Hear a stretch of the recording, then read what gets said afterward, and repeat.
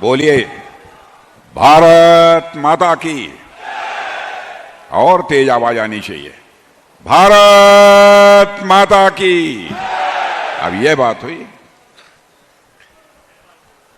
मंच पर उपस्थित हमारे त्रिपुरा के पूर्व मुख्यमंत्री और राज्यसभा के सदस्य श्री बिप्लब देव,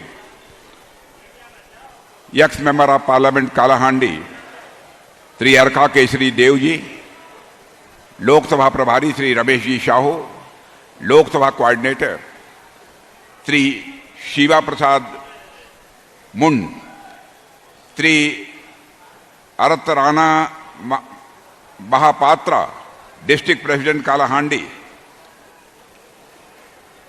और Shri Pradeep Kumar Nayak, MLA candidate from Bhawanipatna, Shri Ramesh Chaudhary Majhi, MLA candidate Lanjigarh, Anirudh Pradhan, MLA candidate Narla, Shri Sudhir Ranjan Patjoshi, MLA candidate Dharmagarh, Shri Manoj Kumar Mehar, MLA candidate Junagadh.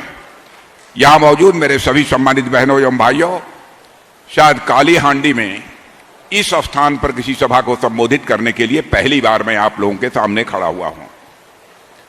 पहली बार आया हूं, फिर भी आप लोगों ने बहुत ही गर्मजोशी के साथ स्वागत किया है। लेकिन भारत की परंपरा है और शिष्टाचार का तकाजा है कि स्वागत, अभिनंदन और सलाम दुआ कभी एक तरफा नहीं होना चाहिए। इसलिए मैं भी अपनी तरफ से शीश झुकाकर आप सभी बहनों भाइयों का हार्दिक अभिनंदन करता हूं, आप सभी का स्वागत करता हूं। मेरे बहनों भाइयों, पहली बार श्रीमती मालविका देवी जी को बोलते हुए मैंने सुना है। मैं बिप्लब देव जी से कह रहा था कि मालविका देवी जी ये तो बहुत ही अच्छा बोलती हैं, और इनको सुनने के बाद मेरा विश्वास पक्का हो गया कि यदि मालविका जी यहां से सांसद बनकर भारत की संसद में पहुंचेंगी तो आपकी समस्याओं को भारत की संसद में प्रभावी तरीके से आवाज देने का काम करेंगे। आज यदि मैं यहां पर मौजूद हूं, यह बाबा जगन्नाथ की यह धरती है और साथ ही मां माणिकेश्वरी देवी की यह धरती है। इसलिए इस धरती को मैं शीश झुकाकर मैं प्रणाम करता हूं। मुझे यह बतलाया गया है कि यह शहीद रेंडो माझी जी की भी धरती है, और इतना ही नहीं, श्री जगदीश प्रसाद जोशी जी की भी धरती है। इन भी विभूतियों को मैं अपनी तरफ से नमन करता हूं मेरे बहनों भाइयों, कि आज ऐसी धरती पर मुझे आने का यहां पर सौभाग्य प्राप्त हुआ है। जहां तक कालाहांडी का प्रश्न है, लंबे समय से भारत की राजनीति में मैं अपनी भूमिका निभा रहा हूं। कालाहांडी आज के कुछ साल पहले लोग कहते थे यहां सबसे अधिक भूखमरी हो, यहां सबसे अधिक गरीबी हो, यहां सबसे अधिक लाचारी हो, उसे ही मान लीजिए कि वही कालाहांडी है। लेकिन आज आप लोगों को देखने के बाद, आप लोगों के चेहरे के देखने के बाद बहनों भाइयों, मैं समझाऊं, चाहे जो कुछ भी हुआ हो, 10 वर्षों के अंदर जब से प्रधानमंत्री मोदी जी बने हैं, उनके नेतृत्व में जो भी कदम उठाए गए हैं, जो भी सामाजिक कल्याण के कार्यक्रम प्रारंभ किए गए हैं, अब कालाहांडी के बारे में मैं समझता हूं आगामी 5-8 वर्षों में वह धारणा नहीं रहेगी जो कि पहले हुआ करती थी। और आज मैं अपने आपको यकीन दिलाने आया हूं, बहनों भाइयों, हमारे प्रधानमंत्री का संकल्प है कि हिंदुस्तान का एक भी क्षेत्र शेष नहीं बचेगा जिस क्षेत्र का तेजी के साथ विकास न हो। क्योंकि भारत को हम विकसित भारत बनाना चाहते हैं, तो जब तक भारत के हर क्षेत्र का विकास नहीं होगा, तब तक भारत को विकसित भारत बनाने का भी हमारा स्वप्न पूरा नहीं हो पाएगा। कालाहांडी में मुझे याद है बहुत सारे एनजीओ यहां गरीबी पर्यटन के लिए आते थे, और यहां से जाने के बाद अखबारों में लेख लिखते थे, कहते थे कि वहां कितनी गरीबी है, इतनी गरीबी तो शायद दुनिया में कहीं नहीं होगी। इस प्रकार के लोग लेख लिखा करते थे।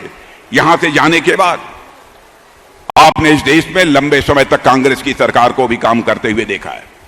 बहनों भाइयों, मैं आपको याद दिलाना चाहता हूं, पंडित जवाहरलाल नेहरू भी, चाहे वह श्रीमती इंदिरा गांधी रही हों, चाहे राजीव गांधी जी रहे हों, चाहे डॉक्टर मनमोहन सिंह जी रहे हों, सबने यह दावा किया हमारी सरकार बना दो, हम भारत से गरीबी को मिटा देंगे। आपने सारे इन लोगों की सरकार बनाई। 50-55 वर्षों तक अखंड हुकूमत इस हिंदुस्तान में यदि किसी की रही है तो कांग्रेस की रही है, लेकिन हिंदुस्तान की गरीबी दूर नहीं हुई है। लेकिन बहनों भाइयों, मैं दावे के साथ कह सकता हूं, हमारे प्रधानमंत्री मोदी जी के आने के बाद 8-9 वर्षों के अंदर ही हम लोगों ने भारत से 25 करोड़ लोगों को गरीबी रेखा से बाहर करने में कामयाबी हासिल की है। यह मैं नहीं कह रहा हूं, बल्कि सारी दुनिया की वित्तीय संस्थाएं कह रही हैं। भारत का नीति आयोग इस बात को कह रहा है।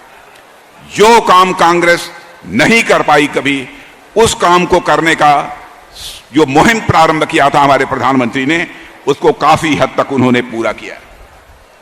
जहां तक समाज कल्याणकारी योजनाओं का, सोशल वेलफेयर स्कीम्स का प्रश्न है, मैं आज आपको यह कहने के लिए आया हूं, मंत्रिमंडल का एक सदस्य होने के नाते, पार्टी का एक वरिष्ठ नेता होने के नाते आपको मैं विश्वास दिलाने आया हूं मेरे बहन भाइयों, और इसलिए भी विश्वास दिलाने आया हूं, जो चुनावी घोषणा पत्र तैयार हुआ है उस कमेटी का चेयरमैन मैं ही था।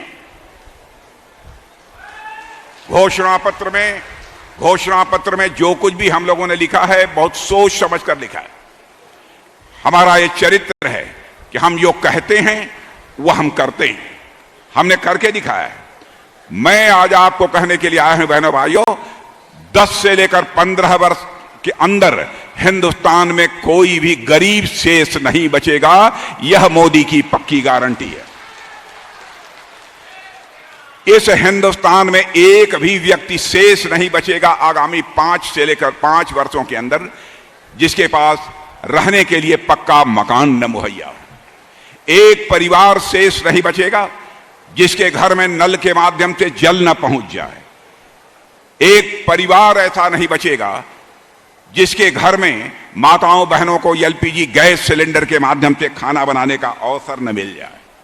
इतना ही नहीं, आयुष्मान भारत की सुविधा हमारे प्रधानमंत्री ने आप सबको मुहैया कराई है, लेकिन आयुष्मान भारत की सुविधा आपको किस हद तक मिल रही है उसके बारे में मैं दावे के साथ नहीं कह सकता हूं, क्योंकि यहां पर राज्य सरकार बीजू जनता दल की सरकार रही है, हमारी सरकार नहीं है। हमारी सरकार होती तो मैं कह देता, जो लोग भी आयुष्मान भारत का कार्ड पाने के लिए जो पाने के योग्य थे उनको प्राप्त हो गया। लेकिन आज मैं दावे के साथ नहीं कह सकता, क्योंकि बीजू जनता दल की सरकार है। मैं आज आपको यकीन दिलाने आया हूं कि जो लोग आयुष्मान भारत का कार्ड पाने के लिए अधिकृत हैं बहनों भाइयों, हमारी यहां पर उड़ीसा में भी भाजपा की सरकार बना दीजिए, एक व्यक्ति शेष नहीं बचेगा जो कि आयुष्मान कार्ड पाने का अधिकारी है, उसे आयुष्मान कार्ड प्राप्त न हो जाए। 5 लाख रुपए तक का मुफ्त इलाज, भारत के इतिहास में कोई सरकार ऐसी रही है जिसने 5 लाख रुपए तक का मुफ्त इलाज अपनी जनता को देने का फैसला किया है। और आज मैं यहां कहने आया हूं, चाहे आपकी आमदनी कुछ भी हो, आप गरीब हो, अमीर हो, किसी जात के हो, किसी धर्म के मानने वाले हों, अब हम लोगों ने तय किया है, यदि आपके परिवार में 70 वर्ष की उम्र का यदि कोई है, चाहे आपकी मां हो, पिता हो, बाबा हो, दादा हो, जो भी हो, उनको सारे लोगों को आयुष्मान भारत की सुविधा जून में गवर्नमेंट बनने के बाद प्रारंभ कर दी जाएगी सारे देश भर में। यह भी हम लोगों ने फैसला किया है। और बहनों भाइयों, हम लोगों का चरित्र रहा है, भारतीय जनता पार्टी हिंदुस्तान की एक ऐसी राजनीतिक पार्टी है जो कहती है वह करती है। मैं आपको याद दिलाना चाहता हूं, बहुत पहले हम लोग कहा करते थे, जब हमारी केंद्र में सरकार बन जाएगी, हमको स्पष्ट बहुमत मिल जाएगा, तो धारा 370 जिसके तहत जम्मू कश्मीर को विशेष राज्य का दर्जा प्राप्त है, हम चुटकी बजाकर समाप्त कर देंगे। आपने देखा, संसद के दोनों सदनों में बहुमत मिलने के साथ ही धारा 370 जिसके तहत जम्मू कश्मीर को विशेष राज्य का दर्जा प्राप्त था, चुटकी बजाकर हम लोगों ने समाप्त कर दिया। जो कहा था वह करके हम लोगों ने बहनों भाइयों दिखा दिया। यह हम लोगों का चरित्र है। हम लोगों ने